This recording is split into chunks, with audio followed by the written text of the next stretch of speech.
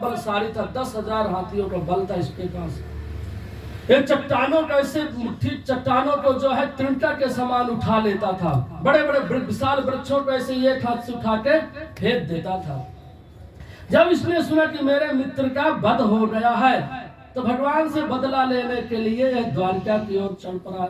दिन प्रतिदिन द्वारिका में उत्पात मचाने लगा, द्वारिका के आसपास नगरी में। एक दिन बलराम जो है तो वन में विहार कर रहे थे। बलराम जो है वन में विहार करे तो अपनी पत्नी के साथ में विहार कर रहे थे, और वहीं सी वन में द्विविध नाम का बानर आया और बलराम जी को देखकर हंसने लगा, युद्ध के लिए ललकारने लगा। कभी केला खा के छिलका फेंक दे, कभी भगवान जी कैसे गमछा खींच ले, तभी स्त्रियों को देख के जो है तो दुर्विचार करता था। यह दृश्य देखकर बलराम जी बहुत कुपित हुए। बलराम जी ने पेड़ उठाए और बंदर को मारे, लेकिन वह इस डाल से उस डाल कूद जाए, बच गया। फिर बलदाऊ जी को और जब क्रोध हुआ तो अपना हल धर से प्रहार किए तो वह जो है घायल हो गया। घायल हो तो हो गया तो अभी उसने युद्ध किया, उसने भी एक पेड़ का पौधा उठा बलदाऊ जी की ओर फेंका।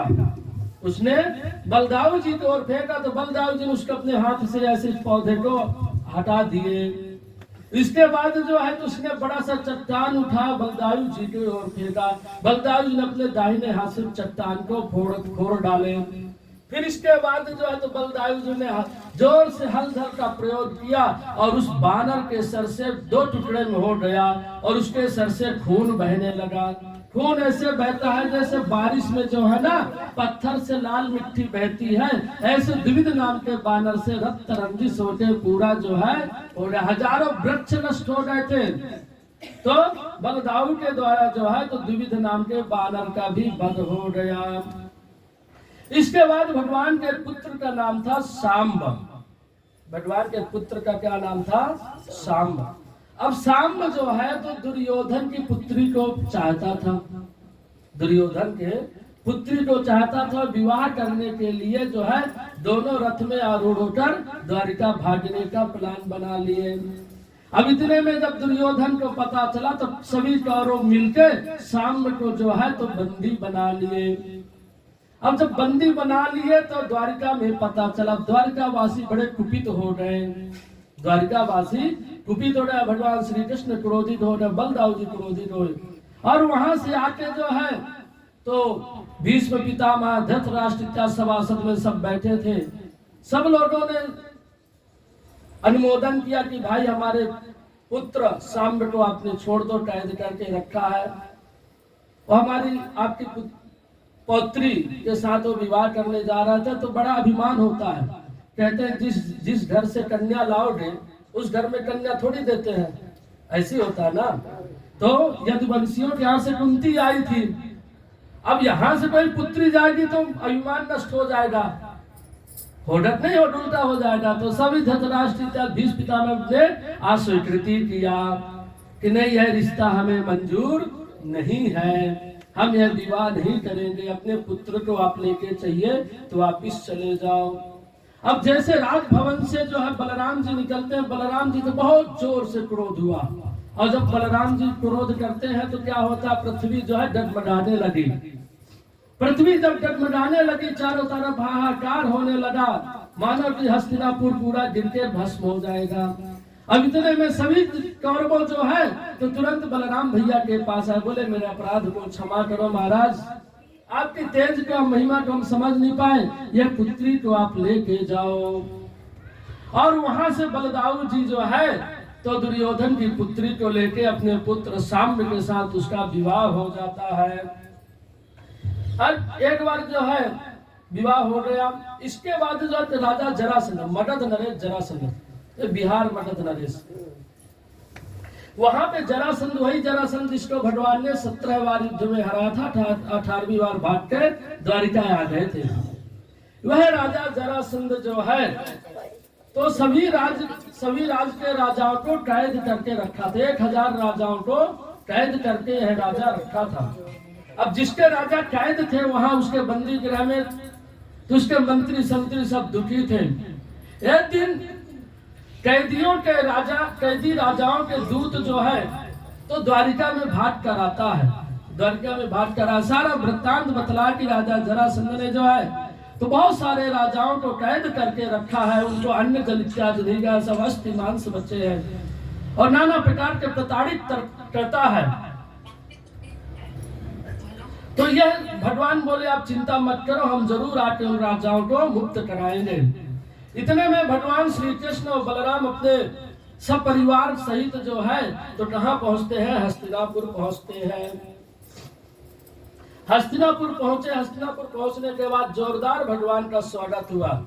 अब जिसकी पत्नी भाई एक सुंदर राजपथ का निर्माण कराया गया, द्वारिकाधीश आ रहे हैं। अब इनका इतना बड़ा खानदान हो गया ना, द्वारिकाधीश चारों तरफ जिधर से गुजरे सब लोग पुष्प वृष्टि करते थे। छत्र भूमंडल के राजा थे, एक छत्र भूमंडल के राजा थे, कोई इनसे विजय प्राप्त नहीं किया, सब पराजित हो गए थे। सुंदर स्वर्ग से पुष्प वृष्टि होती थी। जैसे भगवान हस्तिनापुर में प्रवेश किए तो धर्मराज युधिष्ठिर ने बहुत स्वागत अभिवादन किया, भीष्म पितामह इत्यादि बड़े प्रेम से मिले। फिर इन्होंने यज्ञ का आयोजन बनाया। धर्मराज युधिष्ठिर ने यज्ञ का आयोजन किया, बोले हमें यज्ञ करना है, राजसूय यज्ञ करना है, तो आप हमको बतलाइए यज्ञ कैसे करें और इसमें आपकी सहायता चाहिए कि नहीं आपको। अब भगवान बोलते हैं कि अभी हमने करीब सब जगह तो युद्ध में जीत ही गए हैं, देश देश के सभी राजसूय यज्ञ करने का मतलब ये है कि दिग्विजय विजयी होना चाहिए। क्या होना चाहिए? दिग्विजयी विजयी होना चाहिए। उसमें बहुत सारा धन भी लगता है। क्या लगता है? बहुत सारा धन भी लगता है। तो ऐसे बोले हमने सभी देशों को हमने विजय कर लिया, लेकिन कुछ राज्य रह गए हैं। तो उत्तर में नकुल को, दक्षिण में सहदेव और पश्चिम में जो है तो सबको ऐसे सभी पांडवों को, नकुल सहदेव को सब जगह भेज दिए। और भगवान ने क्या किए कि अर्जुन और भीम को अपने साथ ले लिए। बोले अभी ये शक्तिशाली राजा रहेगा, उसका नाम जरासंध है, तो हम इन दोनों को लेके जाते हैं और जरासंध को विजयी करके आते हैं, जरासंध से विजय प्राप्त करके आते हैं। अब जरासंध के ऐसे कैसे जाएंगे? भगवान तो रथ छोड़ के युद्ध छोड़ के भागे थे, अब उसी वेश में कैसे जाएंगे द्वारिका वेश में? तो भगवान श्री कृष्ण ने क्या किया कि तीनों लोग जो है तो किसका रूप बना लो? ब्राह्मण का रूप बना लो। तीनों लोग जो तो ब्राह्मण का रूप बना लिया। ब्राह्मण का रूप बना के कीर्तन करते हुए चल दिए, श्रीमन नारायण नारायण नारायण।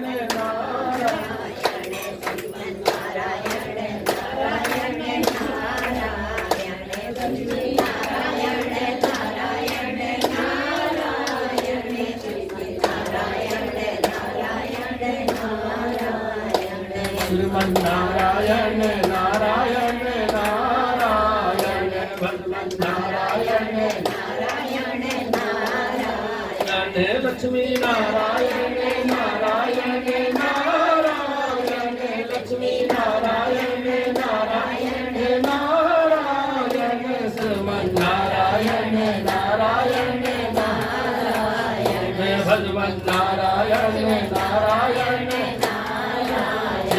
बद्री नारायण नारायण नारायण, बद्री नारायण नारायण नारायण, श्रीमन नारायण नारायण नारायण, श्रीमन नारायण नारायण नारायण, बद्री नारायण नारायण नारायण, बद्री नारायण नारायण नारायण, नारायण नारायण नारायण, श्रीमन नारायण नारायण नारायण। बोले लक्ष्मी नारायण भगवान की जय। देखो कीर्तन कर कितना आनंद आ रहा था। कीर्तन में बहुत आनंद आता है। कलव कीर्तनम विनश्यति। तो सुंदर ब्राह्मण का रूप धारण बना लिए, सुंदर धोती कुर्ता वस्त्र से अलंकृत हो गए, कमंडल ले लिए। अब कमंडल लेकर जो है तो जरासंध के राज्य में पहुंच जाते हैं। जरासंध के द्वारपाल उन्हें रोकते हैं, बोलते जाओ अपने राजा से कह दो ब्राह्मण आए हैं। कौन आए हैं? ब्राह्मण आए हैं। अब जरासंध बोला आने दो ब्राह्मणों को। राजा जरासंध ब्राह्मणों को बहुत मानता था। राजा जरासंध ने ब्राह्मणों को बहुत मानता था। बोले ब्राह्मणों को आने दो अंदर। अब जब ब्राह्मण पहुंचे जरासंध के सामने तो किसी एंगल से ब्राह्मण तो दिख नहीं रहे थे। भुजाएं अच्छी हट्टी कट्टी, उसमें धनुष टंगाए टंगाए प्रत्यंचा निशान बना हुआ था, माथा एकदम सीना चौड़ा, मस्तक उभरा हुआ। बोले चेहरा देखा देखा सा लगता है जरासंध। जरासंध बोला चेहरा कहीं से देखा देखा, जरा ब्राह्मण तो समझ नहीं आते हैं, अपने मन में शंका करते हुए। पर उसने बोला कोई बात नहीं, ब्राह्मण भेष में आए हैं, हमारा काम है ब्राह्मणों का स्वागत अभिवादन करना, हमारा काम है ब्राह्मणों का स्वागत करना, होगा कोई होगा। राजा जरासंध ने बोला कि ब्राह्मणों आपको क्या चाहिए, क्या मांगना है, बोलो। आप एक महेशपति राजा के सामने खड़े हो, क्या चाहिए, जो चाहिए वो सब आपको देंगे। जरासंध अभिमान बस बोला। भगवान श्री कृष्ण मुस्कुराते हुए बोले राजन हमें कुछ नहीं चाहिए, हम ब्राह्मण संतोषी होते हैं, हम ब्राह्मण संतोषी होती है। तो फिर आए क्यों भाई संतोषी हो तो जब कुछ नहीं चाहिए तो भगवान बोलते हैं कि हमें कुछ देना चाहते हो तो बताओ क्या दो, हमें मल्ल युद्ध करने का दे दो, हमें मल्ल युद्ध गदा युद्ध का दो। बोले अच्छा। तो बोले तुम तो ब्राह्मण हो, ब्राह्मणों से हम युद्ध थोड़ी करते हैं, तुम तो ब्राह्मण हो, ब्राह्मणों को हमारे पूजनीय है, हम उनसे युद्ध कैसे करेंगे मल्ल युद्ध। बोले नहीं, हम द्वारकाधीश श्री कृष्ण है, यह मेरे साथ अर्जुन है और भीम है। बोले अच्छा युद्ध की कामना। बोले तुम तो पहले डिफाल्टर आदमी हो, तुम युद्ध में भागे हुए आदमी हो, और भागे हारे हुए आदमी से युद्ध नहीं करते, कमजोर आदमी से। दूसरा अर्जुन तो अभी बच्चा है, ये क्या करेगा मेरे शुद्ध। हाँ ये हट्टा कट्टा एक आदमी दिख रहा है, ये हमारे जैसे दिख रहा है, कौन, भीम। ये हट्टा कट्टा आदमी हमारे जैसे दिख रहा है, इससे हम युद्ध कर सकते हैं। तो बोले ठीक है, आप अभी रात भर आतिथ्य का स्वागत है और आप लोग रात्रि में विश्राम करिए, सुबह जो है तो हम युद्ध आरंभ करेंगे, सुबह आ जाना अखाड़े में। अभी रात भर तो भगवान श्री कृष्ण अर्जुनों के साथ में रात्रि भर विश्राम किए, और विश्राम करने के बाद प्रातः सत्र मध्याह्न कालीन से युद्ध आरंभ हुआ। दोनों को बड़ा जोरदार से जरासंध कौन था, ये दैत्य था जरा नाम से। उसको एक जरा नाम की राक्षसी ने जो है एक बालक मर गया था तो उसको फेंक दिया, तो उसको ने दो टुकड़े करके जोड़ दी, इसलिए जरासंध नाम पड़ गया।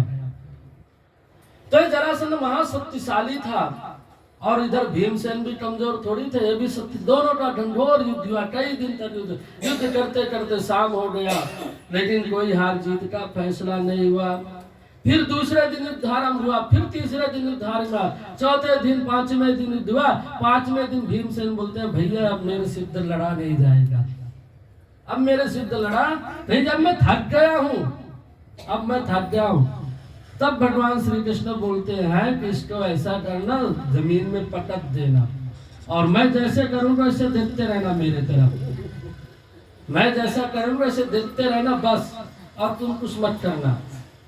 अब भगवान श्री कृष्ण ने मध्याह्न कालीन श्री कृष्ण अर्जुन भीमसेन उधर से जरासंध आया, और जैसे युद्ध करते करते 2 घंटे बीत गए, शाम सत्र होने के बाद भगवान श्री कृष्ण ने तिनका उठाया, और तिनका उठा के उसको ऐसे चीरा, और चीर के ऐसे क्रास में रख दिया, उल्टा कर दिया। भीमसेन ने देखा, भीमसेन ने उसको जमीन में पटका, और पटक के उसका जंघा उखाड़ के अलग कर दिया, और दोनों को उल्टा कर दिया, दोनों को उल्टा कर दिया। उसके पैर पखेरु उड़ गए। बोले हरि बोल, कृष्ण कन्हैया लाल की जय। जरासंध का क्या हो गया, उद्धार हो गया।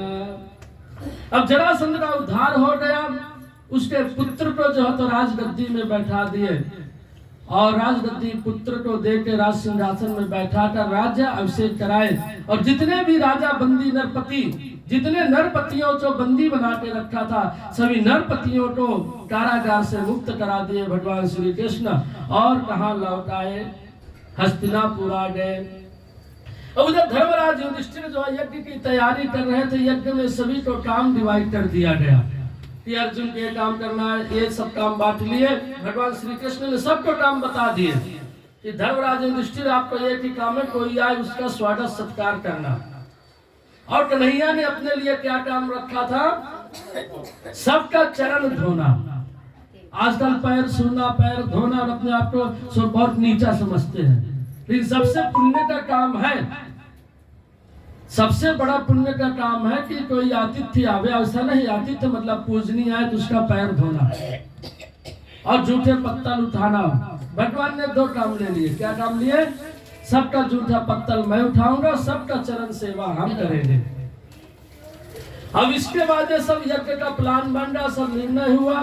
इसके बाद अगले दिन प्रातः सत्र सभा लगी। सभा में हुआ कि भाई सबसे पहले अग्र पूजा का अधिकारी कौन है? अग्र पूजा का अधिकारी जो है तो कौन है, इस विषय में चर्चा होने लगी। तो गलती से जो है तो सहदेव के मुंह से निकल गया कि भीष्म पितामह अग्र पूजा के अधिकारी हैं। भाई नासा सभा यत्र सन्ति वृद्धा वृद्धा नेते बदन्ति धर्मम धर्मम, वह सभा नहीं जिसमें वृद्ध ना हो, वह सभा नहीं जिसमें वृद्ध ना हो और वृद्ध भी ना हो जो धर्म की बातें ना करे, और धर्म भी ना हो जिसमें छल और कपट हो। तो भीष्म पितामह वृद्ध है, सर्वश्रेष्ठ है, सर्वशक्तिमान है, लेकिन उन्होंने अधर्मी तो संगत किया है। तो धर्मराज युधिष्ठिर बोले भैया शांत रहो, तुम इशारा किए।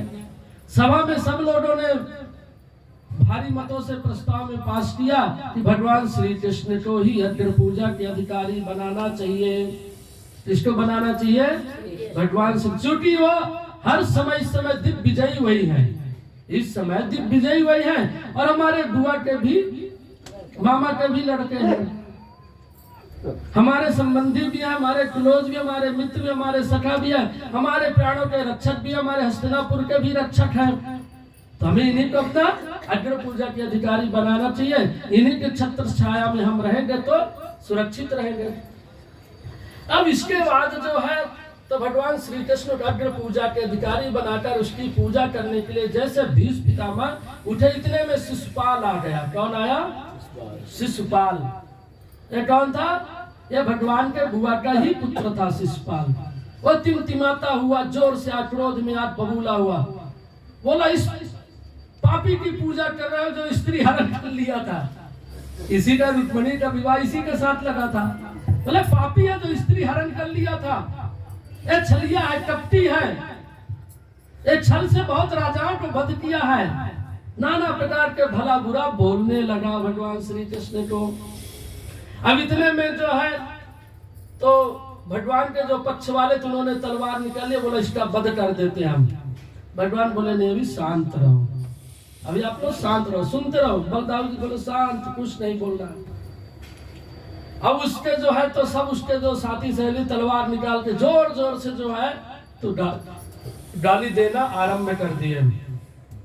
बट जब 98 गाली हुआ, 99 हुआ, तब भगवान श्री कृष्ण बोले कि हम वचन दिए थे 100 गाली का, शिशुपाल रुक जाओ। अब ये शब्द भी इसके आगे बोला तो तुम्हारा वध हो जाएगा। लेकिन शिशुपाल बोला कि अरे कपटी तू क्या कर लेगा मेरा। भगवान ने तुरंत सुदर्शन चक्र का ध्यान दिए और उंगली से निकला और उसका गला अलग हो गया। बोले कृष्ण कन्हैया लाल की। ऐसे भगवान ने शिशुपाल का क्या कर दिया? वध कर दिया। शिशुपाल का वध कर दिया, उनके हाथ से रक्त निकलने लगा। द्रौपदी ने अपने साड़ी का पल्लू काट करके जो है तो भगवान को बांध दिए। भागवत में महाभारत की कथा पूर्ण नहीं, इधर उधर से थोड़ा स्पर्श करते हुए निकली है, बाईपास से निकल गई है। भजन करने का दो रास्ता होता है, भगवान को पाने का दो रास्ता होता है। एक तो गृहस्थ आश्रम के द्वारा भगवान को पाया जा सकता है और एक विरक्त। विरक्त मतलब संत। तो संतों के लिए क्या है? गृहस्थ आश्रम का क्या है कि शहर होके गुजरना, इधर उधर। भाई गाड़ी चलाते समय डर लग रहा था इधर न टच हो जाए, उधर टच हो जाएगा, कोई रोकेगा टोकेगा। और जो विरक्त है उनका सीधा फ्लाईओवर से सीधा शहर से क्रॉस होकर निकल गई। और जो गृहस्थी है उनको डर बना रहता है इधर उधर कहीं स्पर्श ना। लेकिन मंजिल एक ही है, पहुंचना कहाँ? एक ही है। तो गृहस्थ आश्रम सर्वश्रेष्ठ आश्रम है, इससे श्रेष्ठ कोई आश्रम नहीं है। विरक्त आश्रम में क्या सीधा सीधा गाड़ी चलाना कोई टेंशन थोड़ी है। और गृहस्थ आश्रम में आड़ा टेढ़ा मेढ़ा जैसे गुजरना है रास्तों से, डर लगा रहता, इधर टच हो गया तो जय श्री राम, फिर अजगर की योनि में आना पड़ेगा। अभिनेता आश्रम सीधा रास्ता, अपना हरि का भजन ही करना और क्या करना है। ऐसे जब शिशुपाल का वध हो गया, इनके एक मित्र थे दंतवक्त्र, इनका मित्र थे दंतवक्त्र, और दंतवक्त्र का रिश्ते में विदुर भाई लगे गए। विदुर जी जो है भाई लगे गए रिश्ते में, दासी पुत्र वाला के विदुर थे। तो दंतवक्त्र को जब सुना कि हमारे शिशुपाल हमारे मित्र का वध हो गया है, तो दंतवक्त्र ने भगवान के ऊपर आक्रमण कर दिया। भगवान के ऊपर आक्रमण किया, भगवान ने उसका भी उद्धार कर दिया। श्री राम जय राम जय जय राम कर दिया। इसके बाद विदुर महाराज, विदुर को जब पता चला, भागवत में लिखा इसमें, जब विदुर महाराज को पता चला तो भगवान श्री कृष्ण जी ने विदुर जैसे नीतिवान का भी उद्धार कर दिया।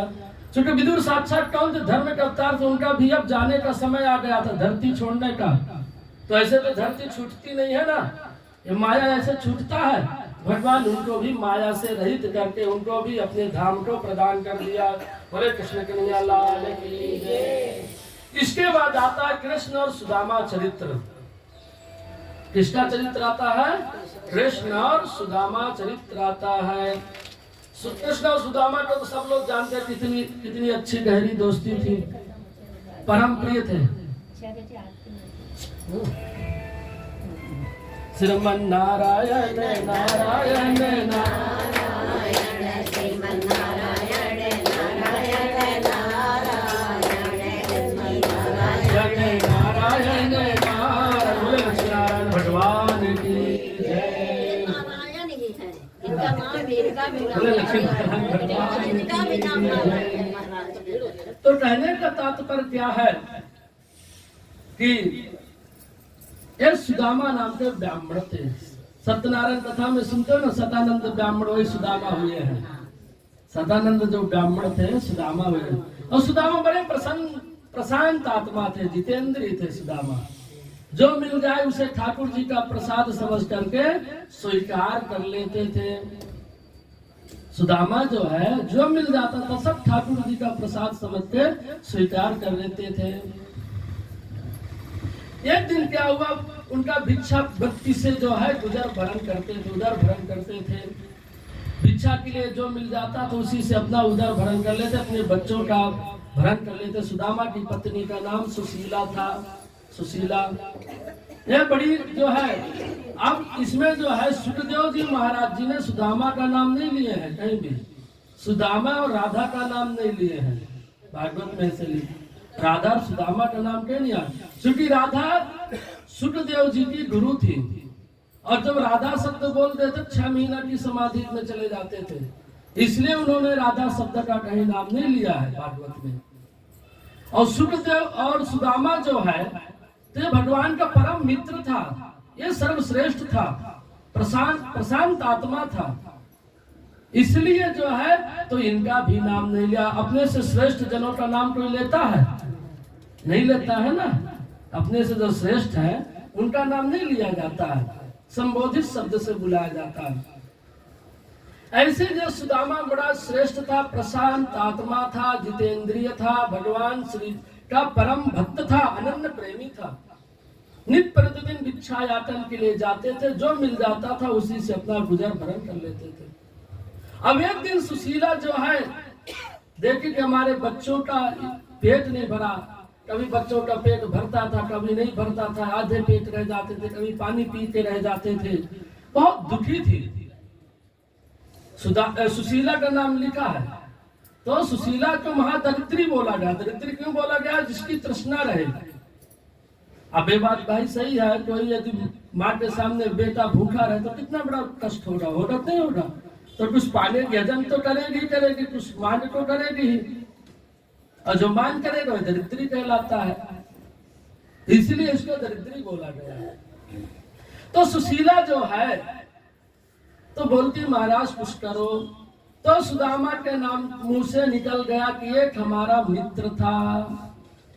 कौन सा मित्र था भाई? बोले और कृष्ण नाम का एक मित्र था। बोले अच्छा, वो द्वारिकाधीश जो छत्र भूमंडल का राजा हो तुम्हारा मित्र है? बोले कैसा तुम्हारा मित्र है? बोले हम दोनों एक ही गुरु के चेला थे, हम दोनों एक ही गुरु के चेला थे। बोले कहाँ थे?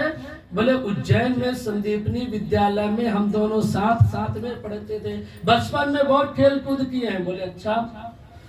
बोले एक दिन क्या हुआ कि हम दोनों जो है तो जंगल में गए, और जंगल में गए, रास्ते भटक गए, पूरी रात जंगल में फंसे रह गए। जब नहीं पहुंचे तो हम दोनों खूब बातें करते रहे, दूसरे के साथ रहे। इतने में हमारे गुरुजी खोजते खोजते हम लोग को ढूंढते हुए आए, हम लोग को पुनः आश्रम लेके गए। ऐसे बहुत सारे हम लोग बहुत मौज मस्ती किए। बोले अच्छा।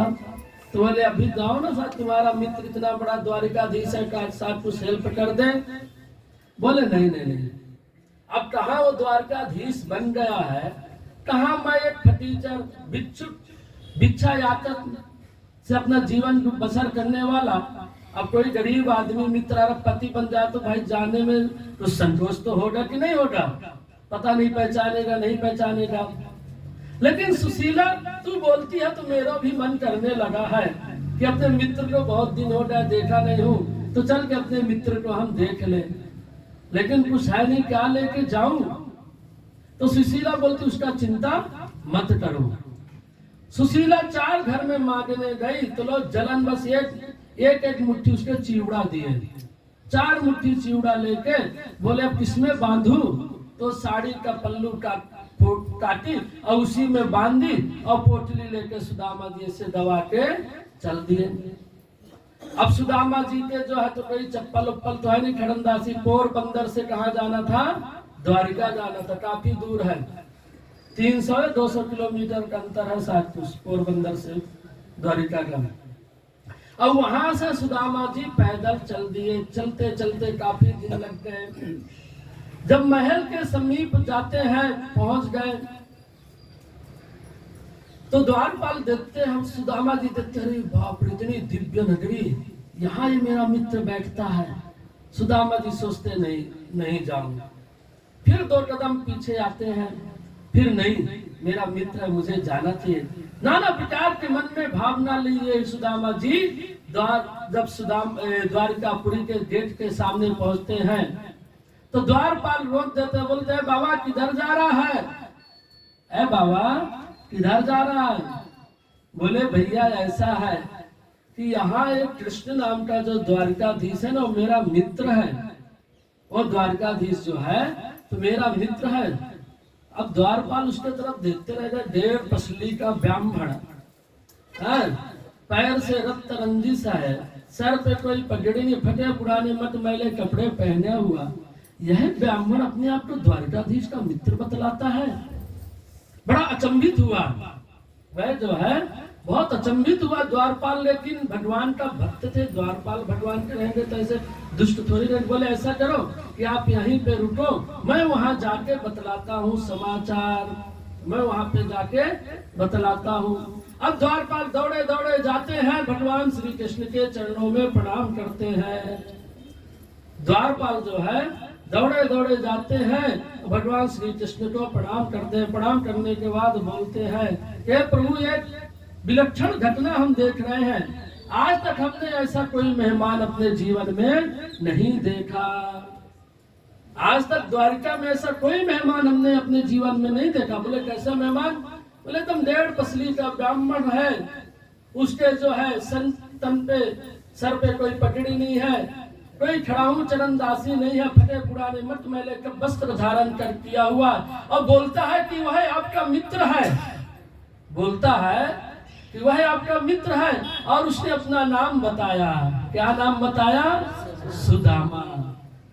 अब सुदामा नाम सुनते भगवान रोम रोम में हर्षित हो गए। ऐसे वहां से दौड़े कि जैसे बेसुध आदमी किसी का मणि लुट गया हो, ऐसे भगवान दौड़े दौड़े दौड़े चले। अब सब देखते रहे कि भगवान को हो क्या, हमेशा अंशर भेजते थे लेने, आज खुद द्वारिकाधीश दौड़ रहे हैं। दौड़ते दौड़ते गए, सुदामा को अपने गले से लगा लिया, आलिंगन किया। अब यह दृश्य देखकर सब अचंभित हो गए। यह दृश्य देखकर अचंभित होने के हुआ कैसे संभव? अब द्वारपाल सब ये टक लगा के देखने लगे, सुदामा जी को गले लगाए, आलिंगन की अपने सीने से लगाए। सुदामा जी का सारा संताप जो है नष्ट हो गया। जो विचार कर रहे थे ना, सारा संताप ही नष्ट हो गया। सुदामा जी अति हर्षित हो गए, प्रसन्नचित हो गए और अपने मन प्रसन्नचित हो गए, हर्षित होकर सुदामा जी को लेके गए भगवान द्वारकाधीश और अपने बराबर के आसन में बैठा लिए। कहाँ बैठा लिए? बराबर में बैठाए। सुदामा जी को अपने बरोबर के आसन में बैठा लिया और हाल समाचार पूछने लगे। बोले भैया और सुनाओ क्या समाचार है। और उधर रुक्मणी जी देखे कि पता नहीं कौन सा जीव आदमी आ गया, बरोबर में भगवान बैठा लिए उसको और हमारे तरफ देख भी नहीं रहे हैं, कौन सा इतना बड़ा खास आदमी है भाई। बोलते कहीं से भगवान उठा के ले आते हैं, किसी को भी ले आते हैं। और रुक्मणी जी ऐसे विचार करी थी मन ही मन, भगवान श्री कृष्ण समझ गए कि नहीं रुक्मणी के मन में कुछ गड़बड़ घोटाला है। तो भगवान बोले, आदेश दिए, अरे प्रिय सखी जाओ एक लोटा जल लेकर पाद प्रक्षालन करना है। और रुक्मणी जी उधर जल लेने गई, अपने अष्टपत्र रानियों को संदेशा बताने में लग गई। इधर भगवान श्री कृष्ण ने नीचे बैठ गए, नीचे बैठ के सुदामा जी के पैर को देखने लगे। ओहो कितना कष्ट है। सुदामा जी जो है अपने देखे, सुदामा जी की हाल देखकर भगवान श्री कृष्ण रो पड़े। उनके आंखों से अश्रु इतना बहने लगे, उसी अश्रु के द्वारा भगवान ने सुदामा जी के पैर धोए और अपने ये जो अंग वस्त्र था उससे भगवान ने उनके पैर साफ किए। जब एक पैर उनके पैर के नीचे जब उनका अपना हाथ रखे तो उसमें कांटे चुभे हुए थे छोटे छोटे। भगवान श्री हरि कृष्ण ने उन कांटों को निकाला, निकालने के बाद अपने अंग वस्त्र से सुंदर साफ किया और सुंदर रुक्मणी को बुला करके वस्त्र धारण किए। सुंदर वस्त्र भगवान ने दिया, सुदामा को वस्त्र इत्यादि धारण किए और चंदन तिलक गंधा अक्षत से माला से भगवान ने अपने मित्र सुदामा का अभिवादन किया, पूजन किया और बरोबर में बैठा लिए। अब भोजन कराए, भोजन के लिए 56 भोग मनाया गया। क्या मनाया गया? 56 भोग। अब बेचारा ब्राह्मण कभी रोटी भी खाने को नसीब नहीं हुआ था, भूसी की रोटी। अब जो भिक्षा याचन करते, कभी मैं सुनता हूँ कभी कभी कि कोई भिक्षुक खड़ा रहता, कोई धन्ना सेठ बोलता है भिखारी कहाँ का गया। कभी ऐसा मत, नहीं देना है तो मत दो, लेकिन किसी को ऐसा मत बोलो। वो भीख नहीं मांग रहा है, वो हमें बतला रहा कि तुम भी बीज बोलो, नहीं तुम्हारी भी यही दशा होने वाली है। तुम भी बीज बोलो, नहीं तुम्हारी भी यही दशा होने वाली हो। हमें ध्यान दे रहा है, कभी किसी को दुत्कारना नहीं चाहिए। तब सुदामा जी बेचारे कभी 56 भोग रसमलाई बर्फी देखे ही नहीं थे। जो भिक्षा यातन से मिल जाता था खा लेते थे। अब 56 भोग आ गया। अब सुदामा जी सोचे तो खाऊं कैसे। अब मन ही मन विचार कन्हैया समझ गया कि मेरा मित्र बड़ा संकोची, अभी भी नहीं सुधरा है। ये वैसे ही है। कन्हैया ने क्या किया, कढ़ी तो बनती है, कन्हैया का पारंपरिक कढ़ी है, सब दाल चावल जितना भी सब एक में मिलाया और मिला के ऐसे खाने लगे कन्हैया। सुदामा जी बोले नहीं साहब यहाँ ऐसे ही खाते हैं। सुदामा जी ने ऐसे सब मिलाया और वो भी बड़े प्रेम से भगवान का नाम लेकर भोग लगा दिए। बोले कृष्ण कन्हैया लाल की जय। तब से भगवान का नाम क्या पड़ा? दीन वत्सल्य। तब से भगवान दीनानाथ नाम पड़ा, दीन वत्सल, जो दीनों पर दया करे, जो दीनों पर दया करे। सुदामा जैसे दीन दुखियों पर भी भगवान ने दया की। भगवान ने क्या है सुंदर बढ़िया भोजन कराया। भोजन कराने के बाद जो है तो आज रानियों को ध्यान नहीं आता भगवान को। आज अपने बेस्ट फ्रेंड के पास है भगवान, डू नॉट डिस्टर्ब में है। भगवान लेके गए सुदामा को, अपने शेष सैया पर विराजमान कर दिया। भगवान सुंदर अपने हाथों से सुदामा जी के पैर दबा रहे थे। पैर दबा रहे तो पूछ रहे थे भैया ये बताओ विद्यालय जाने के बाद तूने शादी वादी किया कि नहीं? तो बोले हाँ शादी तो किया हूँ। बोले कितने शादी किया? बोले मेरे तो एक ही है सुशीला। बोले अच्छा, तो बोले तू कितना शादी किया है? बोला मेरा किस्मत पूछ, मेरा तो किस्मत पूछ। बोले कितना? बोला 2-4 तो तू अभी देख लिया 8 को, अभी 16,108 है शादी। बोले इतना शादी किया तू? बोले हाँ। पूरा वृत्तांत बतलाया, ऐसे ऐसे हमारा विवाह हुआ। इधर सुदामा जी भी बतलाए मेरे भी 2-3 बच्चे हैं, सुशीला नाम की पत्नी है। तो बोले अच्छा, तो ये बताओ भाभी तो कभी ऐसे खाली हाथ भेजेगी नहीं, तो मेरे लिए क्या लेके आया है। अब सुदामा जी फंस गए चक्कर में कि भाभी तो ऐसे खाली हाथ भेजे। वास्तव में कोई अपना मित्र सखा मंदिर कहीं जाओगे तो खाली हाथ कोई जाता है, कुछ ना कुछ जरूर लेके जाता। वो भी तुम कई वर्षों बाद आप मिले हो मेरे से, तो ऐसे खाली हाथ तो भाभी भेजी नहीं होगी। और भगवान मनी मनी सोच रहे इसको दूं कैसे दूं मैं, इसको मैं कैसे दूं, ये लेने के लिए राजी है ही नहीं, लेने के लिए राजी है ही नहीं, इसको हम कैसे दे। आ जाइए बाबूजी, स्थान खाली है, आ जाओ, कोई बात नहीं। अब वह जो है तो सोचने लगे कि इसको हम कैसे दूं, पहले कुछ समय देगा तब ना इसको हम दें। लेकिन सुदामा बड़े जितेंद्री थी, बुद्धिमान थे। वो जो चना खाए थे ना 4 मुट्ठी, सुदामा जी जानते थे जो चना खाएगा श्रापित चना भिक्षुक बन जाएगा। इसलिए सुदामा जी ने अपने मित्र को बचाने के लिए 4 मुट्ठी चना चबा गए थे कि मैं भिक्षुक बन जाऊं लेकिन मेरा मित्र न बने। तो पहले जमाने में मित्र बनाते थे, फ्रेंड नहीं बनाते थे। फ्रेंड बनाओगे फंड लगा के चला जाएगा, इसलिए मित्र बनाना चाहिए। तो सुदामा जैसे मित्र होना चाहिए कि हम दुखी हो जाए लेकिन हमारा मित्र दुखी ना हो, इसलिए 4 मुट्ठी चना खाए। तो भगवान बोलते तो उस समय मेरे को बचा लिया और आज मेरा कर्तव्य इसको कुछ दूं, फिर भी ये संकोच करा, मनी मन सोच रहे। तो बोले भैया ये बताओ शर्मा में क्या भाभी भेजी है। अब सुदामा जी ऐसे हाथ दबाने लगे कहीं पोटली इधर से दिख न जाए।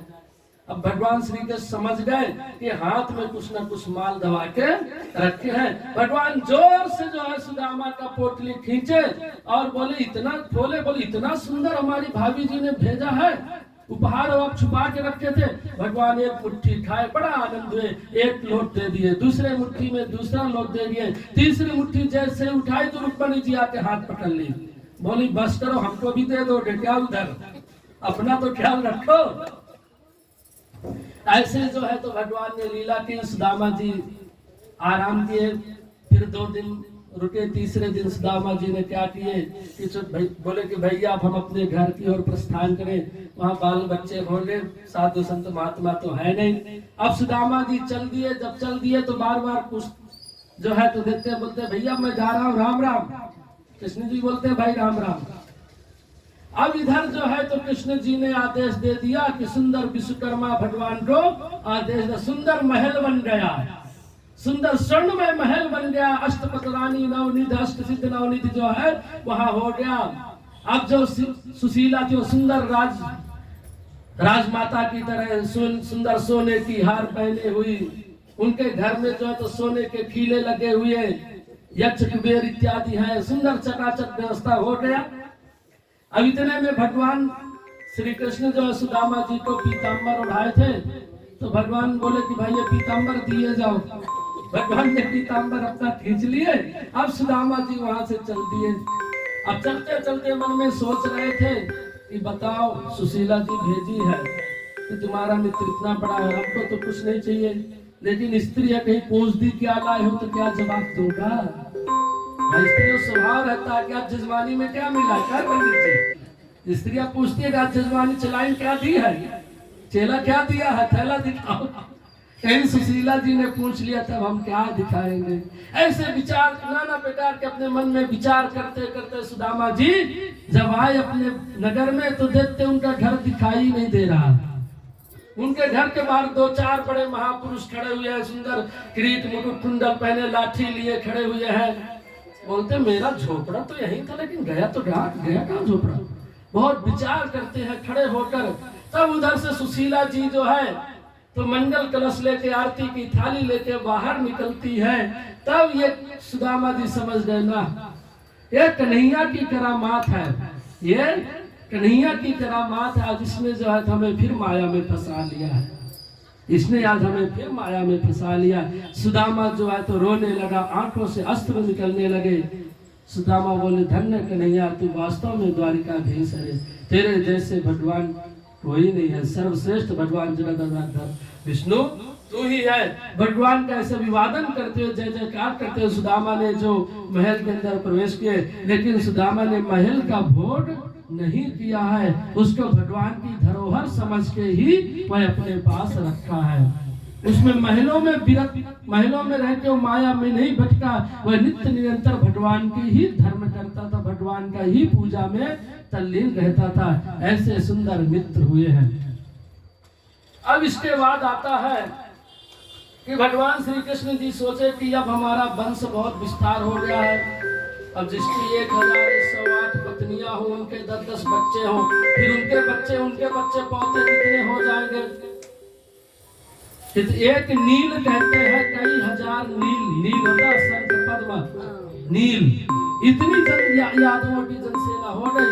तो भगवान ने सोचा उधर तो बलदाऊ जाने के बाद महाभारत में सब लड़ा भड़ा के मरवा दिया, लेकिन अपनी ही औलाद इतनी हो गई, इनको कैसे क्या करूं। अब भी हमारे